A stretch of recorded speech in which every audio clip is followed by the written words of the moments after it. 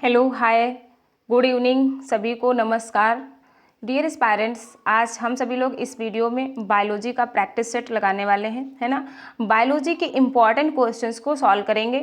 तो जिन भी एस्पायरेंट्स ने पॉलीटेक्निक एंट्रेंस एग्जाम 2023 का जिन भी एस्पायरेंट्स ने ग्रुप ई से फॉर्म फिल किया है ना, डी फार्मेसी के लिए जो लोग प्रिपरेशन कर रहे हैं, उन सभी एस्पायरेंट्स के लिए ये वीडियो बहुत ही महत्वपूर्ण रहने वाली है। ठीक है, उनके लिए वीडियो बहुत महत्वपूर्ण रहने वाली है। तो चलिए स्टार्ट करते हैं और आज के अपने क्वेश्चंस को सॉल्व करते हैं। जितने भी हमारे एस्पायरेंट्स चैनल पर नए हैं वो सभी लोग चैनल को सब्सक्राइब कर लेंगे, जिससे वो ज़्यादा से ज़्यादा जो है बायोलॉजी के क्वेश्चंस को सॉल्व कर सकें। इसके साथ साथ आपको फिजिक्स और केमिस्ट्री के भी क्वेश्चंस सॉल्व करवाती हूँ, जो कि प्रीवियस वीडियो में हम लोगों ने फिजिक्स और केमिस्ट्री के प्रैक्टिस सेट ऑलरेडी कर लिया है। अगर आपने फिजिक्स और केमिस्ट्री के क्वेश्चंस को नहीं सॉल्व किया है तो definitely you go previous video. Okay, तो चलिए स्टार्ट करते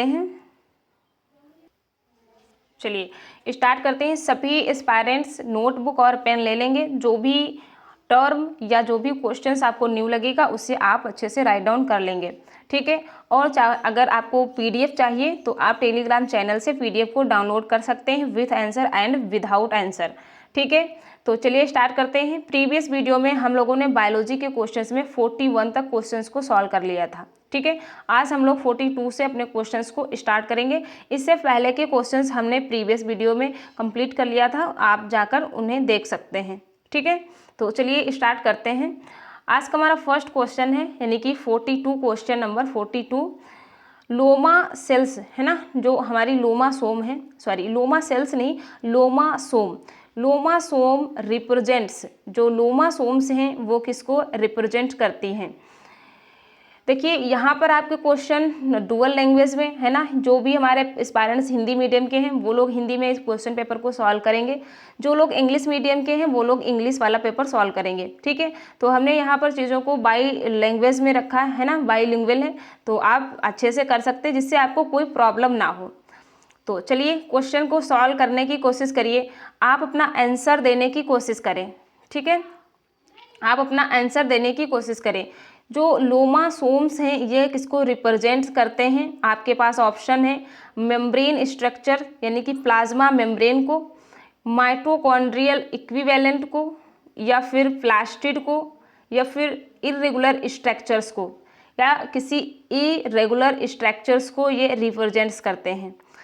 तो जो लोमा सेल्स होती हैं, ठीक है, सॉरी लोमा सेल्स नहीं, लोमासोम। लोमासोम, जो लोमासोम स्ट्रक्चर्स है, जो लोमासोम्स है, ये एक्चुअल में जो हमारी फंगल सेल होती है, ठीक है, जो हमारी फंगल सेल होती है, फंगल सेल में जो प्लाज्मा मेम्ब्रेन है या जो सेल मेम्ब्रेन है, ठीक है, जो कोई भी सेल हो उसकी आउटर मेम्ब्रेन को क्या कहते हैं, उसकी आउटर मेम्ब्रेन को हम प्लाज्मा मेम्ब्रेन या सेल मेम्ब्रेन कहते हैं, ठीक है। किसी भी सेल की आउटर लेयर को हम सेल मेम्ब्रेन या फिर उसे प्लाज्मा मेम्ब्रेन कहते हैं। तो फंगल सेल में क्या होता है, जो फंगल सेल है उसमें जो ये आपकी मेम्ब्रेन है ना, जो एक आपकी सेल मेम्ब्रेन है, इसमें आउटर एक्सटेंशन हो जाता है, ठीक है। क्या होता है इसमें आउटर एक्सटेंशन कुछ इस तरीके से देखने को मिलता है।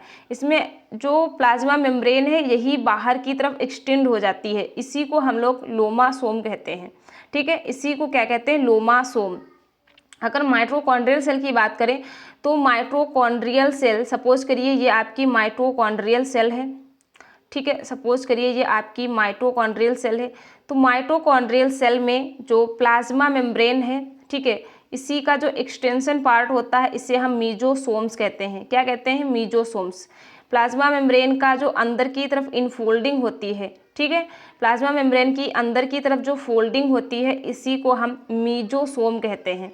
आप याद रखेंगे, इसे हम क्या कहते हैं, मीजोसोम, ठीक है, मीजोसोम कहते हैं।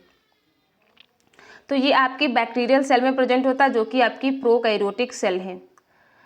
और लोमासोम कहाँ प्रेजेंट है, तो लोमासोम आपके जो है फंगल सेल की प्लाज्मा मेम्ब्रेन के आउटर एक्सटेंशन होता है। तो यहाँ पर हमारा करेक्ट आंसर क्या हो जाएगा, मेम्ब्रेन स्ट्रक्चर, है ना, option number A is correct. Fungal cell की जो मेम्ब्रेन है ना, उसी की आउटर एक्सटेंशन है, उसी को हम लोमासोम कहते हैं। I hope you are understand very well. ठीक है, चलिए नेक्स्ट, यहाँ पर हमने चीज़ों को डिटेल में भी डिस्क्रिप्शन में दिया है, तो यहाँ से आप पढ़ सकते हैं। चलिए next question, question number 43, in which of the following viruses DNA is the genetic material. निम्न में से किस विषाणु में आनुवंशिक पदार्थ डीएनए है। आपके पास कुछ वायरस के नेम दिए गए हैं, इनमें से आपको बताना है किसके पास जेनेटिक मटेरियल डीएनए के फॉर्म में है। ठीक है, किसके पास जेनेटिक मटेरियल डीएनए के फॉर्म में है। तो जो आपका टोबैको मोज़ेक वायरस है, या फिर MS2, या फिर T2 फेज में, या फिर इनमें से कोई नहीं। सभी लोग आंसर करने की कोशिश करेंगे। यहाँ पर आपका करेक्ट आंसर क्या हो जाएगा, दैट इज़, अगर हम TMB की बात करें तो यहाँ पर हमें सिंगल स्ट्रैंडेड RNA देखने को मिलता है। ठीक है, सिंगल स्ट्रैंडेड RNA, और MS2 में भी सिंगल स्ट्रैंडेड RNA देखने को मिलता है। ठीक है, RNA जेनेटिक मटेरियल होता है। और T2 फेज में हमें सिंगल स्ट्रैंडेड DNA देखने को मिलता है। ठीक है, single stranded DNA genetic material होता है। तो यहाँ पर हमारा करेक्ट आंसर हो जाएगा option number C, T2 phase. ठीक है, option number C, T2 phase में जो जेनेटिक मटेरियल है वह DNA होता है। चलिए नेक्स्ट क्वेश्चन, क्वेश्चन नंबर 44, अभिकेंद्रकी जाइलम पाया जाता है। अभिकेंद्रकी जाइलम पाया जाता है। Centripetal xylem is present in. Centripetal, हमने आपको जब रूट एनाटॉमी पढ़ा रहे थे तो कोड याद रखने के लिए बताया था DCRT से, है ना, DCRT से डाइकॉट रूट में सेंट्रीपिटल, ठीक है, सेंट्रीपिटल जाइलम का अरेंजमेंट होता है, सेंट्रीपिटल। ठीक है, जाइलम कैसा होता है, सेंट्रीपिटल।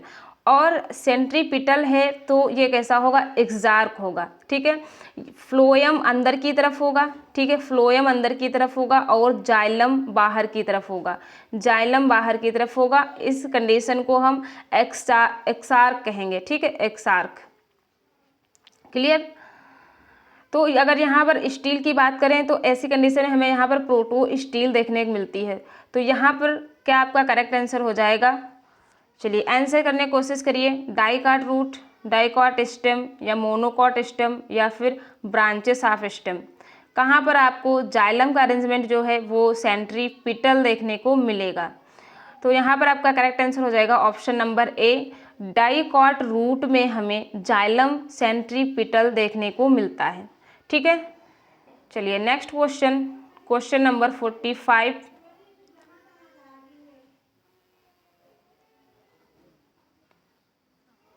क्वेश्चन नंबर 45 की बात करेंगे। किस एक क्षेत्र में चैपरल पाए जाते हैं। ठीक है, chaparral occurs in one of the area. इनमें से आपको बताना है जो चैपरल आपका ये फॉरेस्ट है, एक कैनोपी है। ठीक है, चैपरल एक कैनोपी है फॉरेस्ट की। ये कहाँ पर आपको देखने को मिलती है, अफ्रीका में, साइबेरिया में, कनाडा में, या फिर मेडिटेरियन एरिया में।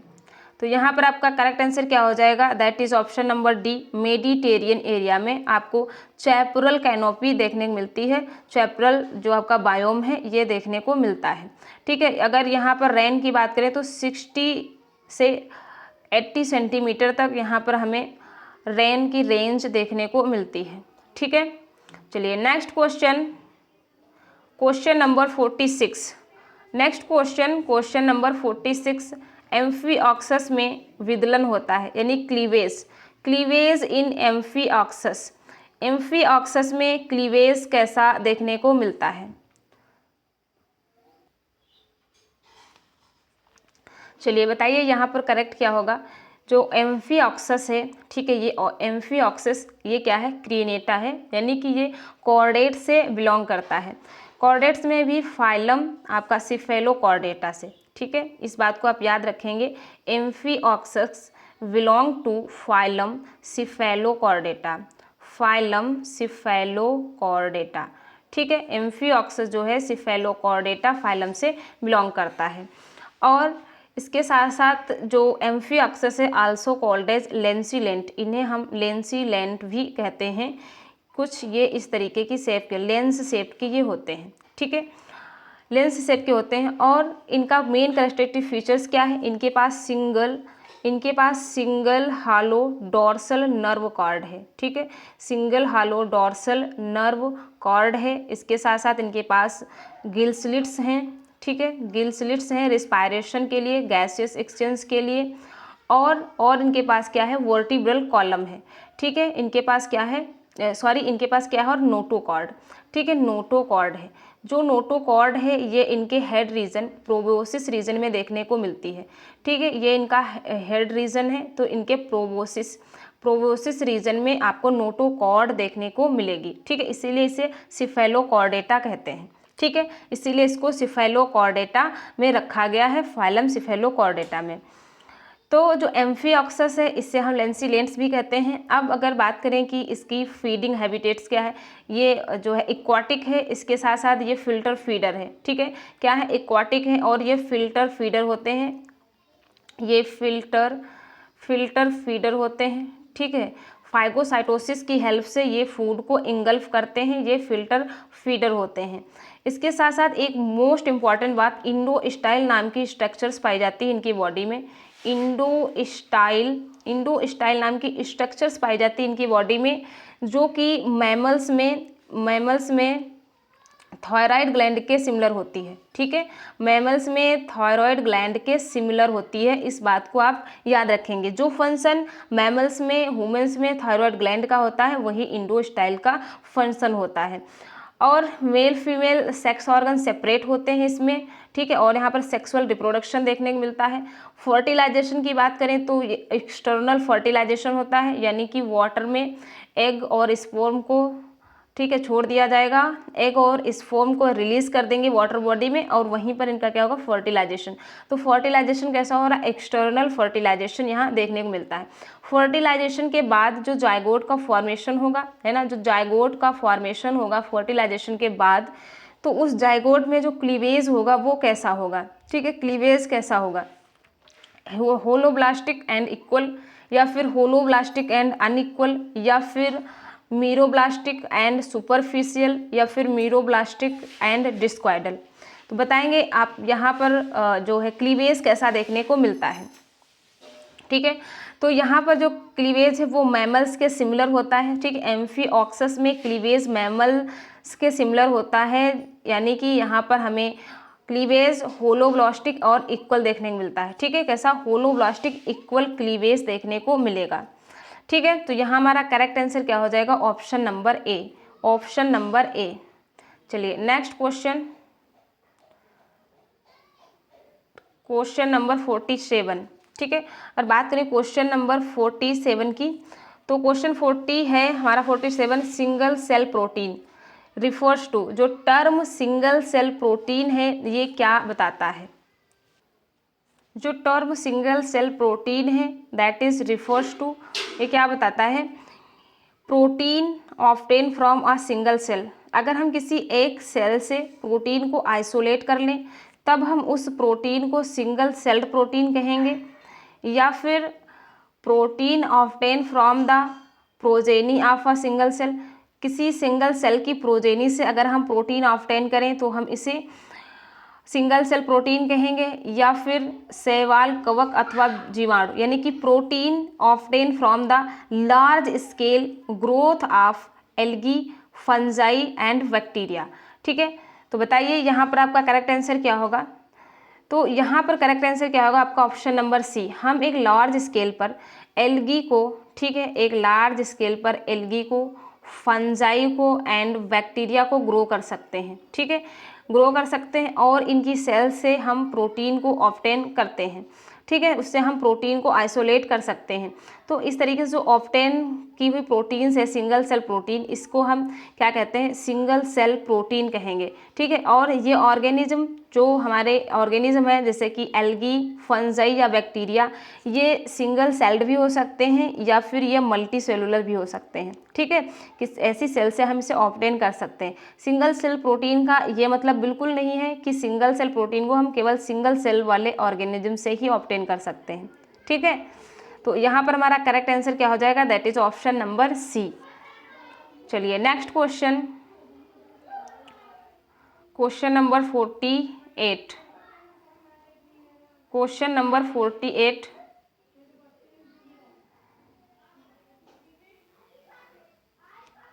क्वेश्चन नंबर 48, निम्नलिखित में कौन सी मीन कैटाड्रॉफस है, that means fish of the following in catadromous fish. आपको बताना है इनमें से कौन सी फिश कैटाड्रोमस है, ठीक है। आपको बताना है इनमें से कौन सी फिश कैटाड्रोमस है, ईल, कार्प, हिल्सा या फिर गोबी। तो कैटाड्रोमस क्या होता है, फिशेस स्पॉनिंग के लिए अपने वाटर बॉडी में, जिस वाटर बॉडी में रह रही होती हैं उस वाटर बॉडी को छोड़कर दूसरी वाटर बॉडी में जाती हैं, ठीक है, स्पॉनिंग के लिए। तो हम इसे क्या कहते हैं, इसके इनकी जो स्पॉनिंग की मेथड्स है, ठीक है, इसे हम इनकी स्पॉनिंग जो है ये डिपेंड करती है कि वहाँ की वाटर बॉडी कैसी है, ठीक है। कुछ फिशेस क्या होता है फ्रेश वाटर में रहती हैं, ठीक है, कुछ फिशेस जो हैं वो फ्रेश वाटर में रहती हैं, तो वो फिर जो है सी वाटर में या जो है मरीन वाटर में स्पॉनिंग के लिए जाती हैं, स्पॉनिंग के लिए जाती हैं, ठीक है। और कुछ फिशेस कैसी होती हैं, कुछ फिशेस जो है मरीन वाटर से या फिर सी वाटर से कहाँ आती हैं, फ्रेश वाटर में, ठीक है, कहाँ आती हैं, फ्रेश वाटर में। तो इनका जो स्पॉनिंग का मोड है इसी के बेसिस पर जो फिशेस हैं ये कैसी होती हैं, कैटाड्रोमस या फिर एनाड्रोमस। तो यहाँ आपको बताना है इसमें से कौन सी फिश कैटाड्रोमस है, ठीक है, कौन सी फिश कैटाड्रोमस। और आपसे सिंपली ऐसे पूछ लिया जाता है कैटाड्रोमस तब होगा जब मरीन वाटर से वो फ्रेश वाटर में जा रही हैं या फ्रेश वाटर से वो मरीन वाटर में जा रही हैं, ठीक है। तो यहाँ पर आप एक बात याद रखेंगे, ऐसे देखिए सी फ्रेश अंडा, ठीक है, सी फ्रेश अंडा, इस बात से आप क्या याद रखेंगे, सी से आपका सी वाटर, ठीक है, सी से सी वाटर यानी कि मरीन वाटर और फ्रेश वाटर। जब फिश सी वाटर से फ्रेश वाटर में जाएगी तब इस स्पॉनिंग प्रोसेस को हम एनाड्रोमस कहेंगे।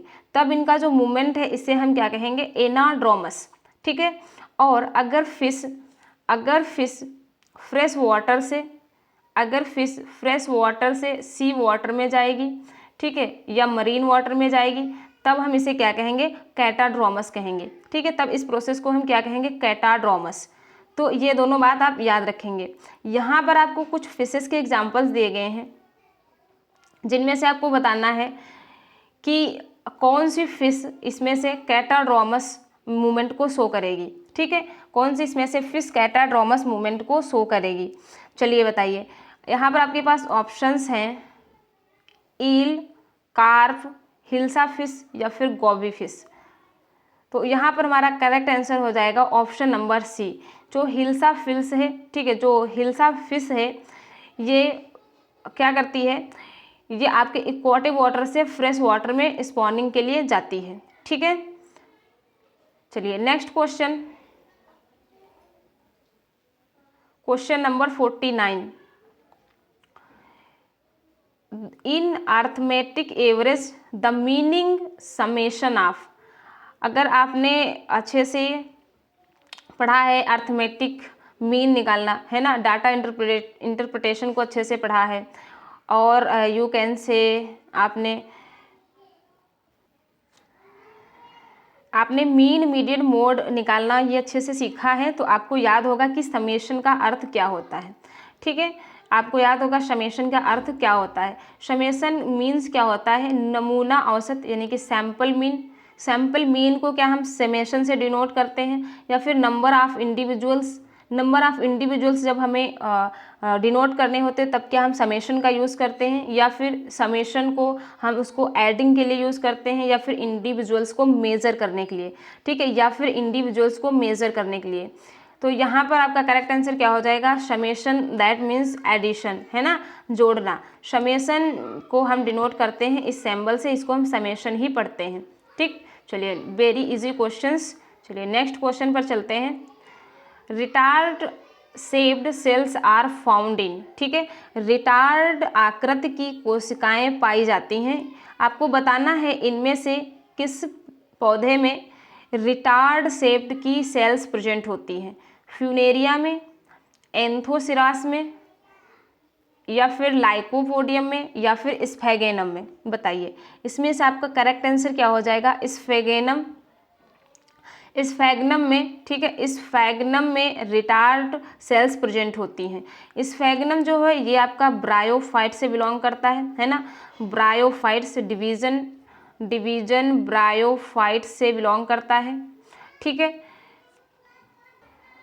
और जो स्फेगनम है, ठीक है, इसमें रिटार्ड सेल्स प्रेजेंट होती है जो कि वाटर होल्डिंग का काम करती है। ये अपने अंदर बहुत ज़्यादा मात्रा में वाटर को एब्जॉर्ब कर लेता है, वाटर को ये सेल्स होल्ड कर लेती हैं। इससे जो है हम इसको ट्रेवलिंग, है ना, फ्लावर जब ट्रेवल किए जाते हैं एक स्थान से दूसरे स्थान में, कोई ऐसी चीज़ जिसको हमको ड्राइनेस से बचाना है उसको इसमें ऐसे लपेट करके फिर कहीं बाहर भेज देते हैं, जिससे क्या होता है वो चीज़ ड्राइनेस नहीं होती है, ठीक है।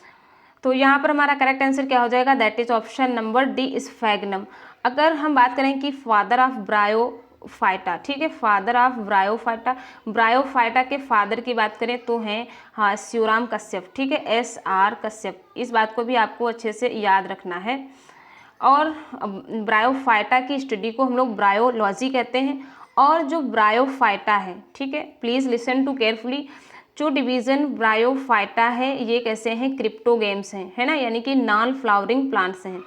ब्रायोफाइटा कैसा है आपका, क्रिप्टोगेम्स है, ठीक है, क्रिप्टोगेम्स, क्रिप्टोगेमस है, क्रिप्टोगेमस यानी कि नॉन फ्लावरिंग प्लांट्स, इसमें आपको फ्लावर, सीड्स, ये चीज़ नहीं देखने को मिलेगी, ठीक है। चलिए next question, question number 45। Question number 45 already हम लोग कर चुके हैं। क्वेश्चन नंबर 48, ठीक है, क्वेश्चन नंबर 48 निम्नलिखित में से 48 भी कर चुके हैं हम लोग, हाँ। नेक्स्ट क्वेश्चन 51, ठीक है, ठीक है। नेक्स्ट क्वेश्चन क्या है हमारे पास, 51, ठीक है। Next question is 51। कौन बैक्टीरिया के इंडोस्पोर में पाया जाता है जबकि कायिक कोशिका में नहीं। वेरी वेरी इंपॉर्टेंट क्वेश्चंस, से आप अच्छे से याद रखेंगे। आपको बताना है यहाँ पर which one is found in endosperm, ठीक है, which one is found in endosperm of bacteria not in vegetative cell.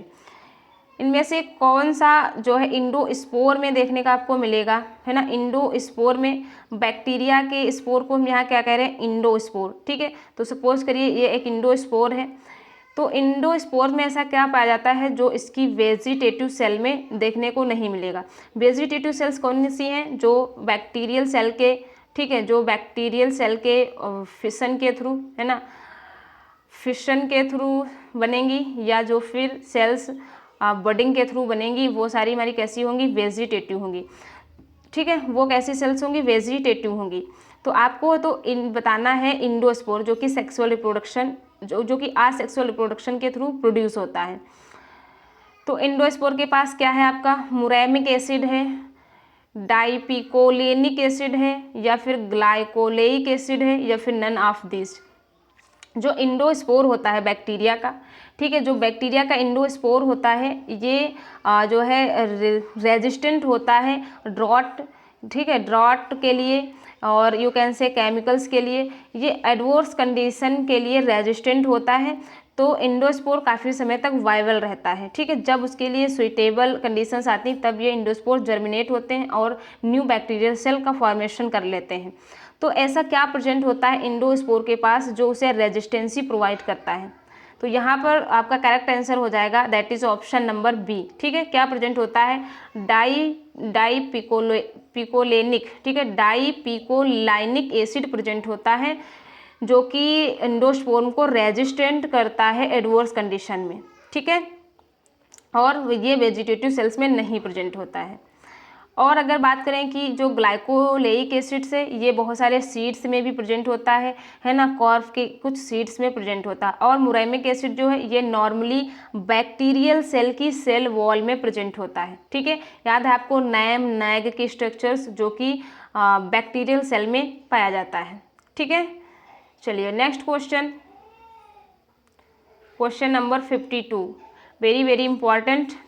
ये क्वेश्चन आपकी फैमिली से पूछा गया है। फैमिली से क्वेश्चन जरूर पूछे जाते हैं और ऐसे क्वेश्चन मोस्टली नीट में तो ज़रूर ही पूछे जाते हैं। ये क्वेश्चन आपके पीजीटी में भी पूछा जाएगा और टीजीटी में भी नॉर्मली आपका जो है फैमिली से क्वेश्चन पूछे जाते हैं। ठीक है, तो इस क्वेश्चन को आप अच्छे से ध्यान रखेंगे और कुछ फैमिलीज़ के आप फ्लोरल फार्मूला लिखकर याद कर लेंगे। ठीक है, चलिए हमारा बस क्वेश्चन है, which of the following floral formula is family Rosaceae. ठीक है, फैमिली रोजेसी का आपका फ्लोरल फार्मूला बताना है, इनमें से कौन सा है। तो आप अच्छे से पहले ध्यान से देखेंगे, फार्मूले को अच्छे से पढ़ेंगे। ठीक है, जो ये प्लस का चिन्ह होता है ये इस तरीके से, इसको हम एक्टिनोमार्फ कहते हैं। ठीक है, और ये क्या डिनोट कर रहा है, ये bisexual, male and female sex organ एक ही फ्लावर में प्रेजेंट हैं, तो हम इसको इस सिंबल से डिनोट करते हैं। इसके बाद ईपीआई को हम ईपी कैलिक्स कहते हैं। के से आपका कैलिक्स है और सी से आपका कोरोला है। ठीक है, ए से एंड्रोसियम है और एंड्रोसियम यहाँ पर कैसी इन्फिनाइट है। ठीक है, और गाइनोसियम को भी इससे सिंबल रिप्रेजेंट किया गया है, जी फॉर गाइनोसियम, और गाइनोसियम भी यहाँ पर कैसी है, पिस्टिल कैसी है, इनडिफिनाइट है। ठीक है, तो बताइए यहाँ पर आपका करेक्ट आंसर क्या हो जाएगा, that is option number A ही यहाँ पर आपका करेक्ट हो जाएगा। ठीक है, ऑप्शन नंबर ए जो है ये आपका करेक्ट होगा। ये आपका रोजेसी का फार्मूला है। एक्टिनोमार्फ बाइसेक्सुअल, एपी कैलिक्स 5 होंगे, कोरोला 5 फ्री फॉर्म में। ठीक है, कैलिक्स 5 फ्री फॉर्म में और इसके साथ साथ कोरोला भी 5 होंगे फ्री फॉर्म में। और एंड्रोसियम जो आपका है ये, इसमें आपको बहुत सारे स्टेमन्स देखने को मिलेंगे और इसके साथ साथ गाइनोसियम। क्लियर? ठीक है, तो यहाँ पर हमारा करेक्ट आंसर क्या हो गया, that is option number A. चलिए नेक्स्ट क्वेश्चन, नेक्स्ट क्वेश्चन है हमारे पास, next question 53, which one is not correctly matched. आपको बताना है इसमें से कौन सा करेक्टली मैच्ड नहीं है। ठीक है, क्वायर, कॉटन, कॉटन क्या है आपका फ्रूट फाइबर है, क्वायर मीजोकार्प है, और जूट ये आपका क्या है स्टेम फाइबर, फ्लैक्स क्या है बास्ट फाइबर। तो यहाँ पर आपको बताना है इनमें से कौन सा करेक्टली मैच्ड नहीं है। ठीक है, नॉट पूछा गया है। तो जो कॉटन फाइबर्स होते हैं वो क्या फ्रूट फाइबर होते हैं, वो क्या फ्रूट फाइबर होते हैं। जो क्वायर है, ठीक है, क्वायर जिसको हम लोग कोकस न्यूसिफेरा यानी कि कोकोनट के फ्रूट से ऑब्टेन करते हैं, तो कोकोनट की फ्रूट की मीजोकार्प से ऑब्टेन करते हैं, तो ये आपका सही हो गया। ठीक है, और जूट क्या होता है स्टेम फाइबर होते हैं। ठीक है, जूट क्या है आपका स्टेम फाइबर है। और जो फ्लैक्स है, ठीक है, फ्लैक्स क्या है बास्ट फाइबर होते हैं। फ्लैक्स क्या है आपका बास्ट फाइबर है जो कि लिनसीड में होता है, किसमें, लिनसीड में, लिनसीड जो आपकी अलसी होती है। ठीक है, तो ये भी आपका करेक्ट, सी ऑप्शन भी और बी, ये तीनों क्या है आपके करेक्ट हैं। तो इनकरेक्ट पूछा है, नॉट मैच्ड पूछा है, तो यहाँ पर आपका क्या करेक्ट हो जाएगा, ऑप्शन नंबर ए। ठीक है, जो कॉटन है वो सीड फाइबर है ना कि फ्रूट फाइबर। ठीक है, याद रखेंगे आप, सीड फाइबर है, सीड फाइबर, इसी को एपिडर्मिस फाइबर भी कहते हैं, इसी को एपिडर्मिस फाइबर भी कहते हैं। तो जो आपका कॉटन है ये सीड फाइबर है। ठीक है, वेरी वेरी इंपॉर्टेंट, यहाँ से किसी भी ऑप्शन से क्वेश्चन पूछा जा सकता है, टीजीटी पीजीटी में ज़रूर यहाँ से क्वेश्चन पूछा जा सकता है। ठीक है, चलिए next question, next question, question number 54। ठीक है, सभी के सभी क्वेश्चन बहुत इंपॉर्टेंट हैं, आपको सारे क्वेश्चंस को अच्छे से रिवाइज कर लेना है, अच्छे से इनके कॉन्सेप्ट को क्लियर कर लेना है। ठीक है, next question, which of the following is not correctly matched. इनमें से आपको बताना है कौन से करेक्ट मैच्ड नहीं है। अगर फ्रॉग की बात करें तो फ्रॉग में टीलोलेसिथल एग प्रेजेंट होते हैं, जी बिल्कुल करेक्ट है आपका। फ्रॉग में जो एग है, एग में जो एओल्क का अमाउंट है वो कहाँ पर होता है, नीचे टीलोलेथल होता है, ठीक है, टीलोलेसिथल होता है। और जो हमारे इंसेक्ट हैं सेंट्रोलेसिथल, तो ये भी आपका क्या है, करेक्ट है, सेंट्रोलेसिथल होता है। पॉलीलेसिथल इसके साथ साथ सेंट्रोलेसिथल होता है। स्तनी जो है मैमल्स की अगर बात करें, मैमल्स में क्या माइक्रोलेसिथल्स होता है, इनमें कुछ अमाउंट में योल्क प्रेजेंट होता है, नहीं। जो हमारे मैमल्स हैं, ठीक है, ये कैसे होते हैं, आलेसिथल होते हैं, ठीक है, आलेसिथल होते हैं, आलेसिथल होते हैं, ठीक है। तो यहाँ पर इनकरेक्ट हमारा क्या हो गया, ऑप्शन नंबर सी। और ऑप्शन नंबर डी है बर्ड्स, बर्ड्स में क्या होता है, पॉलीलेसिथल एग्स। बर्ड्स रेप्टाइल्स में जो एग है वो कैसा होता है, पॉलीलेसिथल। तो वेरी वेरी इंपॉर्टेंट, इसके जितने भी ऑप्शंस हैं इनसे आपको अच्छे से याद रखना है, ठीक है, इसे आपको अच्छे से याद रखना है। तो हमारा यहाँ पर ये जो करेक्ट ऑप्शन क्या हो जाएगा, that is option number C, ठीक है, option number C is correct. चलिए नेक्स्ट क्वेश्चन,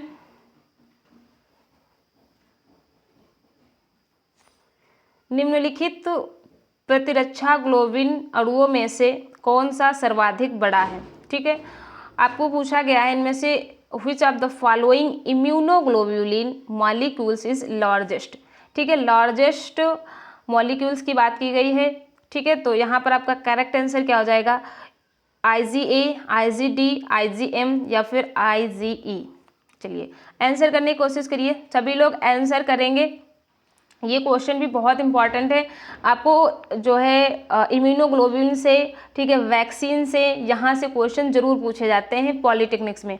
तो आप इन टॉपिक्स को अच्छे से कंप्लीट कर लेंगे, ठीक है। और जितना भी आपका प्रतिरक्षा, जो आपका ये प्रतिरक्षा ग्लोब्यूलिन है ना, इम्यूनोग्लोब्यूलिन सिस्टम, यहाँ से क्वेश्चन पूछे जाएंगे। लाइफ स्पॉन और इसके बेस पर, इसके कंसंट्रेशन, इन सभी पर क्वेश्चन पूछे जाते हैं, ठीक है। तो अगर हम इसके कंसंट्रेशन की बात करें, ठीक है, अगर इसके हम कंसंट्रेशन की बात करें तो सबसे पहले Ig आएगा, फिर आपका आएगा IgA, ठीक है, फिर आपका आएगा IgM, उसके बाद आपका IgD, ठीक। तो ये कंसंट्रेशन के बेसिस पर है। और अगर लार्जेस्ट की बात करें तो यहाँ पर लार्जेस्ट जो आपकी इम्यूनोग्लोबिन है दैट इज IgM, क्या है, इम्यूनोग्लोब्यूलिन, ये कैसी है आपकी जो है पेंटामेरस होती है, इम्यूनोग्लोब्यूल, ठीक है। चलिए तो डियर स्टूडेंट्स, आज के लिए इतने ही क्वेश्चंस करते हैं हम लोग हैं। नेक्स्ट वीडियो में ये सभी क्वेश्चंस हम लोग कवर करेंगे। तो ऐसे ही इम्पॉर्टेंट क्वेश्चंस को सॉल्व करने के लिए है ना, विद कॉन्सेप्ट और डिटेल में इनका डिस्क्रिप्शन के साथ क्वेश्चंस को सॉल्व करने के लिए आप चैनल को सब्सक्राइब कर लें, लाइक एंड शेयर कर दीजिए, जिससे आपको वीडियो का नोटिफिकेशन सबसे पहले मिल जाए और सबसे पहले आप चीज़ों को सॉल्व कर लें, ठीक है। तो अगर आपको गवर्नमेंट कॉलेज लेना है पॉलिटेक्निक में तो आपको बहुत अच्छे से पढ़ाई करना और ये सभी के सभी इंपॉर्टेंट बायोलॉजी के क्वेश्चंस को सॉल्व करना है। 100% मैं कह रही हूँ यहाँ से क्वेश्चन पूछे जाएंगे, ठीक है। 100% मैं जितने भी बायोलॉजी के मॉडल पेपर्स, ठीक है, मेमोरी वेस्ट पेपर्स करवाऊंगी, यहाँ से डेफिनेटली क्वेश्चंस पूछे जाएंगे।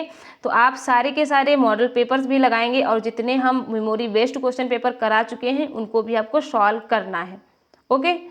सो थैंक्स फॉर वॉचिंग, मिलते हैं नेक्स्ट वीडियो में और ये हम लोग आगे के जो हमारे पास क्वेश्चन बचे हुए हैं इनको सॉल्व करेंगे। Thank you so much.